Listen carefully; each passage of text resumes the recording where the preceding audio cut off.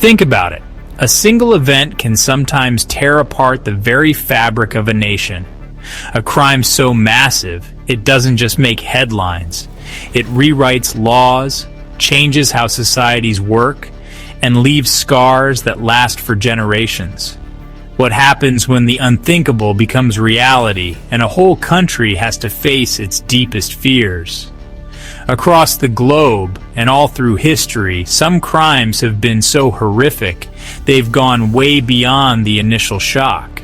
They've become these dark turning points, forcing entire populations to stop, to grieve, and in the end, to change. These aren't just crime stories, they're stories of how societies had to reshape themselves. Today, we're looking at cases that didn't just horrify the public, but actually changed the direction of nations. Events that led to big transformations we can still see today. Back in the early 20th century, Charles Lindbergh wasn't just a pilot. He was like an American hero, the guy who'd conquered the Atlantic flying solo. He stood for the nation's adventurous and inventive spirit. His fame was off the charts, his family almost legendary. But on the night of March 1st, 1932, this heroic image was shattered by what many would call the crime of the century. Charles Augustus Lindbergh Jr., the famous aviator's 20-month-old son, was snatched right out of his crib in the family's quiet New Jersey home. A ransom note, full of mistakes and demanding $50,000, was left on the windowsill. The whole country was thrown into a state of panic and disbelief. How could this happen to the Lindberghs, America's golden family? The investigation that followed was pure chaos, a media frenzy like nothing anyone had seen before. Newspapers, radio, and the new newsreels all jumped on the story, turning the tragedy into a national obsession. Lindbergh himself, a hugely respected public figure, got deeply involved in the investigation, sometimes making things harder. The case really showed how limited local and state police were when dealing with crimes that could easily cross state lines, because kidnapping wasn't widely considered a federal crime back then.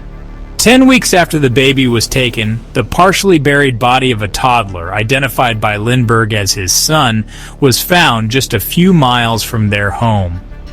The grief was overwhelming. An entire nation mourned with its hero.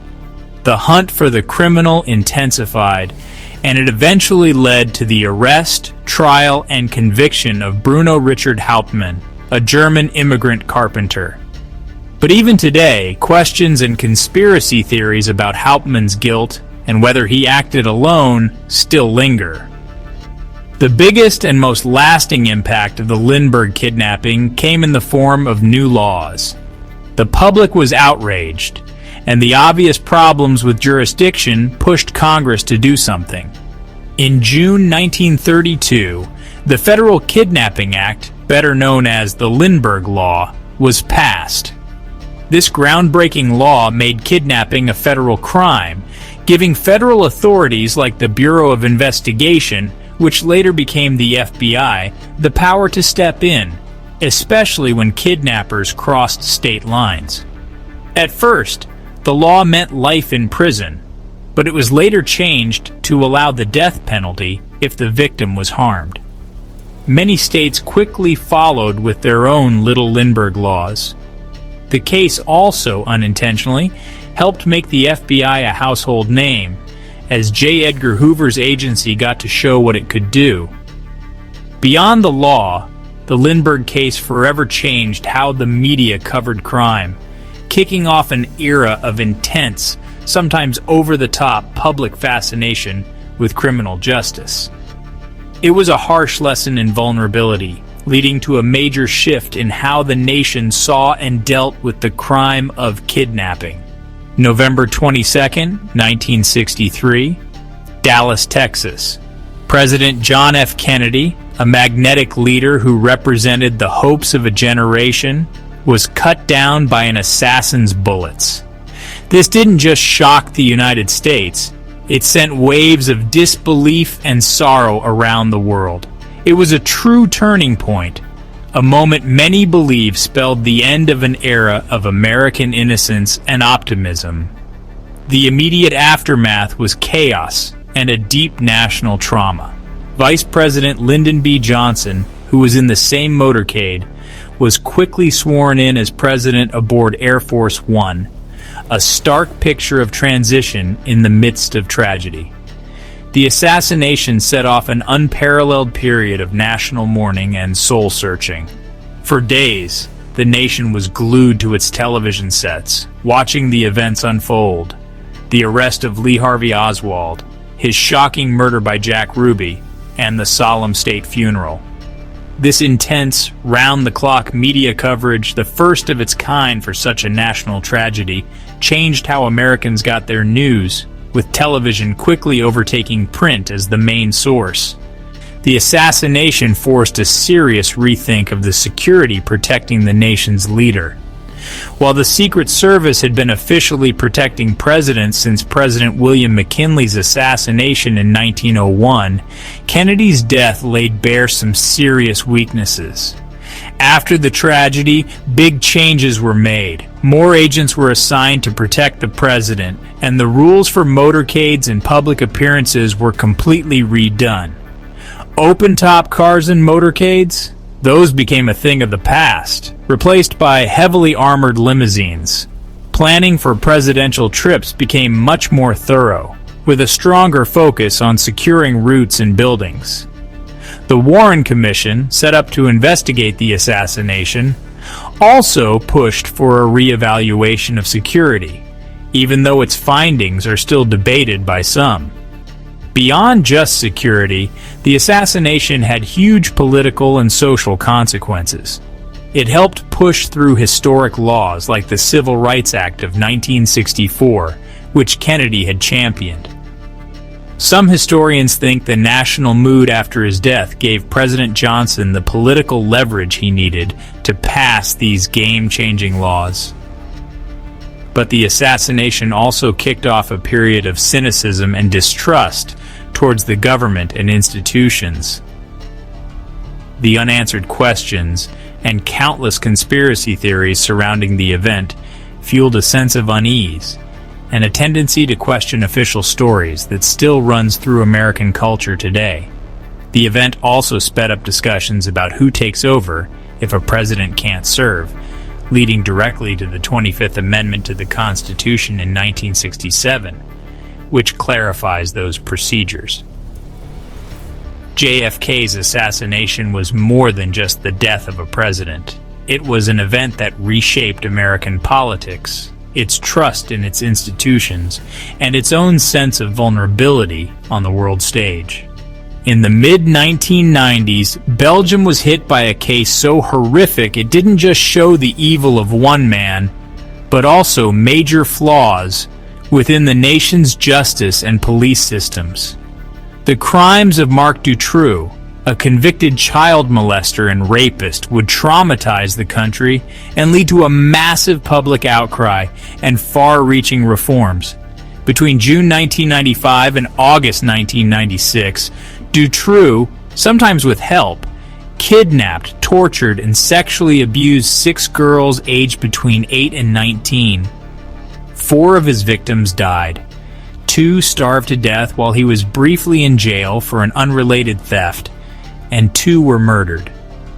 The horrifying extent of his crimes started to come to light in August 1996, when 2 young girls, Sabine Dardenne and Letitia Delez, were found alive in a hidden dungeon in one of Dutroux's houses.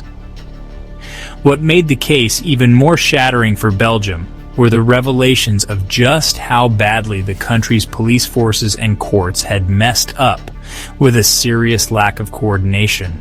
Dutroux had been let out of prison early in 1992 after serving only a small part of a 13-year sentence for previous rapes. Looking back, that decision allowed him to commit his later, even more monstrous crimes. During the investigation into the girls' disappearances, there were reportedly multiple chances to catch Dutroux and possibly save lives. but they were missed because of poor communication between different police agencies and bungled investigations. Public anger absolutely exploded. In October 1996, around 300,000 people took part in the White March in Brussels, a silent, somber protest demanding justice for the victims and big changes to the systems that had failed them. It was one of the largest public demonstrations in Belgian history, bringing together a country often split by language and politics in shared grief and fury. The public's anger grew even stronger when the investigating judge, who had made key breakthroughs in the case, Jean-Marc Connerat, was removed because of a supposed conflict of interest, a move many saw as the system just trying to protect itself. The Dutroux affair forced massive change. A parliamentary inquiry was set up, and it pointed out serious problems in the police and judicial systems. This led to the Octopus Agreement, a political deal between multiple parties that resulted in a complete overhaul of Belgium's police forces. The three existing distinct forces were merged into one integrated structure with federal and local branches. The justice system was also reformed, especially how early releases for serious criminals were handled. Those decisions were taken away from the Minister of Justice and given to special tribunals. Child protection policies were made stronger, and there was a new focus on victims' rights and support. The Dutroux case left a permanent scar on Belgium, destroying public trust in its institutions, but also forcing a painful but necessary period of soul-searching and reform to try and make sure such a national trauma could never happen again. The shockwaves from these crimes are still felt today, reminding us that security is fragile and that we always need to be watchful and demand justice. Are there other cases you think fundamentally changed a nation? Tell us what you think in the comments below. And if you find these explorations of history important, please give this video a like and subscribe for more stories about the events that shaped our world.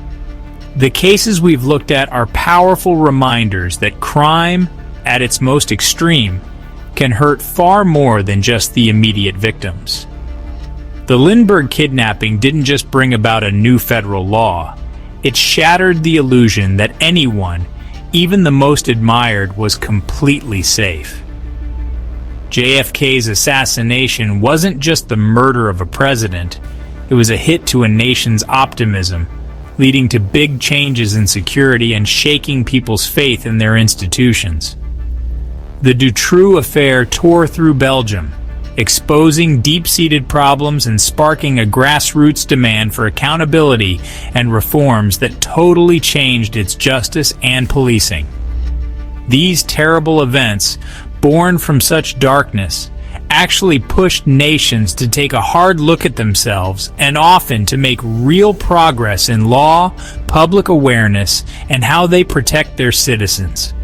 They're burned into our collective memory, not just as horror stories, but as turning points that forever changed the societies they traumatized.